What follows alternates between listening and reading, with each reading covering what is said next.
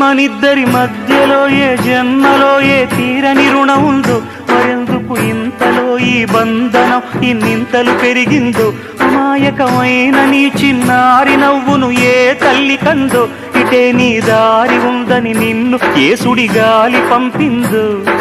పాపం పుణ్యం దేవుడికెరుక, పేదకు దొరికిన బంగారు కణిక, పాలు వెన్నాలేవని అనక ప్రేమను తాగి తెరగవె చిలక.